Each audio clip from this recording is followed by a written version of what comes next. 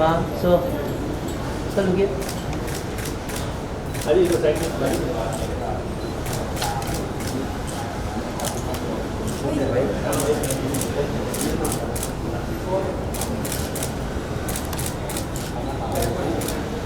1 second, 1 second.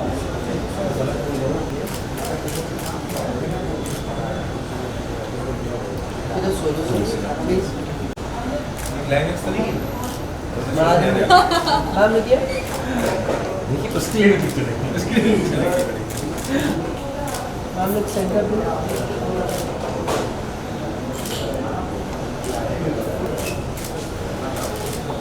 Sir sir रुकिए। Thank you.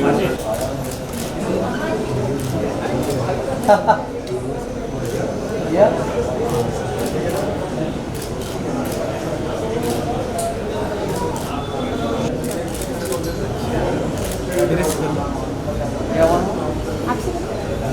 आइए ma'am, आइए आइए मैम के हाथ में ज़्यादा नहीं, बस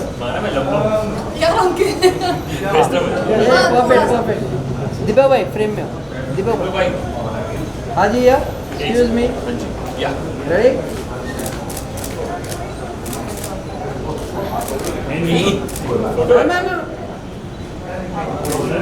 अरे मोबाइल वीडियो हल्का सा नीचे हाँ बस हाँ जी सोनू मोबाइल पीछे।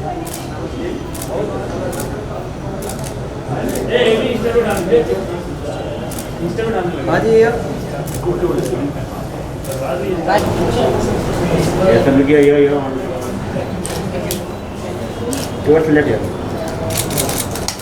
ये तो the first time I read the whole concept. Okay let them talk. Okay first time जब मेरे पास ये स्क्रिप्ट आई थी, पहले तो जब मेरे पास फर्स्ट टाइम स्क्रिप्ट आई थी, मेरे को नाम भी नहीं पता था कि हिंदुत्व होने वाला है। कास्टिंग डायरेक्टर ने बस मुझे एक स्क्रिप्ट भेजी कि भाई ये करके आना है, एक मूवी आने वाली है उसके लिए।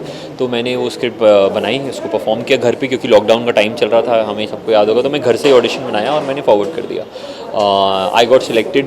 फिर मुझे नेक्स्ट राउंड के लिए बुलाया गया, जहाँ पे प्रॉपर कैमरे लगे हुए थे and everything. There was an actress, there were actors जो कोई भरत का रोल कर रहा था। तो Karan sir was very clear about my character कि ये समीर के लिए ही फिट है। So that was one very good thing कि करण सर से मेरे को ये क्लियरिटी मिली कि वो कभी भी मेरे को भरत के लिए नहीं देख रहे थे, because he knew the kind of personality, the kind of vocals, the kind of look he wanted for Sameer. मेरे अंदर वो सारी चीज़ें थी।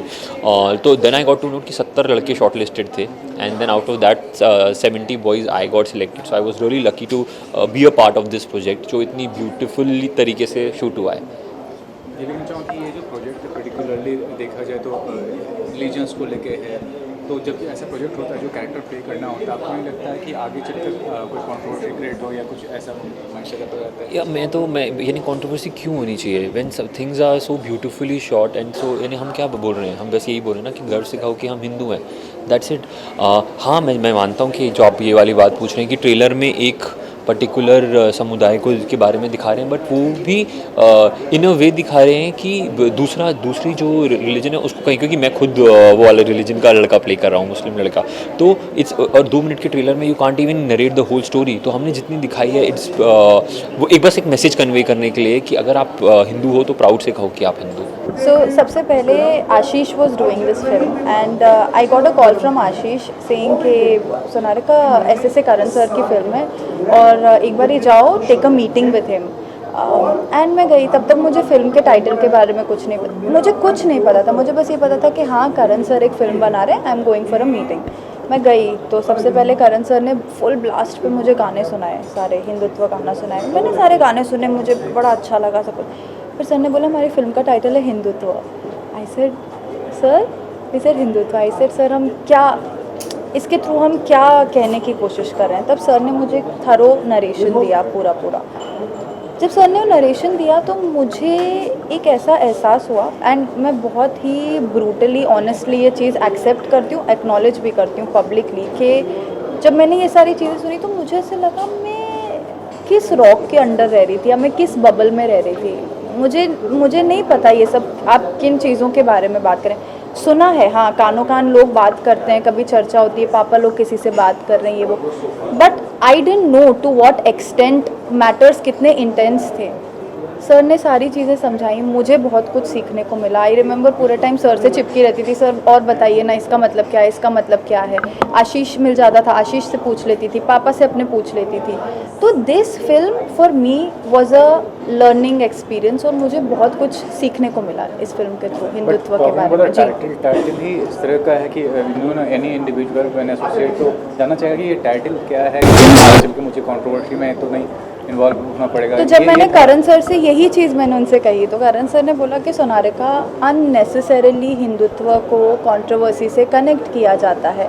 जब उन्होंने मुझे पूरी फिल्म नरेट की, देखिए अगर हम सिर्फ ट्रेलर की बात कर रहे हैं अभी, तो ट्रेलर काटा ही इस तरह से जाता है, उसको क्रिस्प होना होता है, उसको एजी होना होता है कि वो आप 2 घंटे की चीज़ पूरी 1 मिनट में दिखाने की कोशिश कर रहे हैं।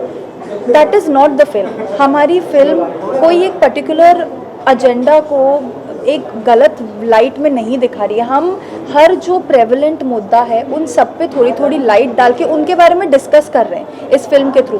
पर हमारी फिल्म का ऐसा कोई मैसेज नहीं है कि हम हेट स्प्यू कर रहे हैं, हम किसी को सुपीरियर बोल रहे हैं, किसी को इन्फीरियर बोल रहे हैं। That is not the agenda of the film. But still I mean what do you think कितना ज़रूरी है, खासकर ये जो विषय है जी। अब अभी के माहौल में देखा जाए, people very sensitive, very, even social media is so strong कि हर छोटी बात का एक मुद्दा बन जाता है, भले ही उसका ज़्यादा मतलब ना हो। बिल्कुल। तो हाँ। तो ये फिल्म के माध्यम से क्या सीखने को मिलेगा एक इंडिविजुअल्स को, खासकर एक कम्युनिटी की बात करें तो? जी नहीं, क्या है ना कि आप सही कह रहे हैं कि हर आजकल तो छोटी से छोटी बात को एक बहुत बड़ी अपने आप में कंट्रोवर्सी बना दिया जाता है।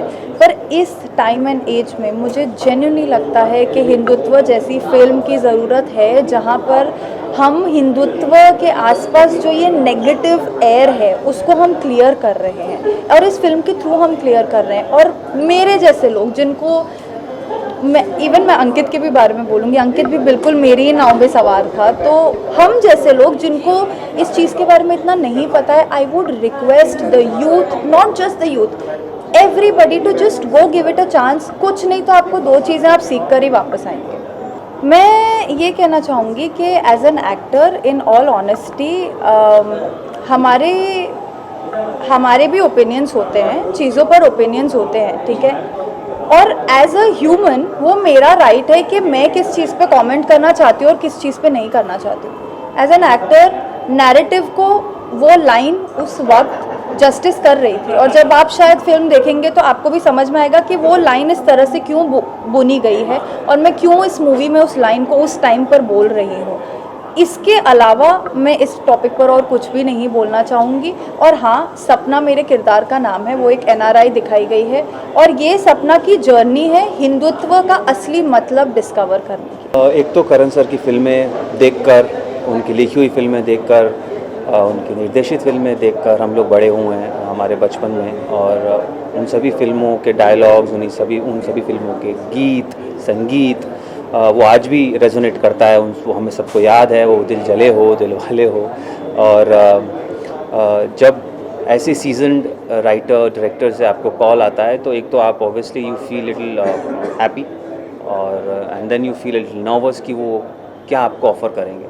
सो जब मैं वहाँ पहुँचा तो उन्होंने हिंदुत्व सबसे पहले तो शीर्षक शेयर किया तो मेरे कान खड़े हुए। फिर उन्होंने पूरी स्क्रिप्ट सुनाई। चूँकि मैं व्यक्तिगत तौर पर भी इस विषय वस्तु से काफ़ी करीब हूँ और I really I have always felt that there is a dire need to set the narrative correct with respect to Hindutva और उसके सराउंडिंग जो एक नैरेटिव, एक ऑर्केस्ट्रेटेड नैरेटिव बिल्ड किया गया है सिर्फ शब्द भर के आसपास इर्द गिर्द। तो I think we needed a story which sets the narrative right, sets the narrative straight और आज के यूथ को वो एक एग्जैक्ट मिरर इमेज, एक आईना उनके समक्ष रख के जिसमें वो सही और गलत का फैसला खुद कर पाएँ। टीवी इंडस्ट्री में इतने सक्सेसफुल होने के बाद आपका इमेज इतना अच्छा क्रिएट हुआ, तो बताइए फिल्म को लेकर आप सोचते थे कि मुझे एज अ फिल्म में कास्ट किया जाएगा, तो what kind of project you wanted to be part of और what kind of role you really wanted to do? I always, be it television, be it OTT, be it films, mediums never mattered to me. What mattered to me was stories, what mattered to me was characters, and what mattered to me was that कि हम उन कहानियों को सामने लेकर आएँ जो जिनकी आवश्यकता है, जो कुछ कहती हैं एंटरटेनमेंट येस उनका होना ही, entertainment is a part of it. Entertaining way में वो कुछ कहें, वो आप कुछ लेकर साथ में जाएं, और that is all I always wanted, and that is who I am as a person also.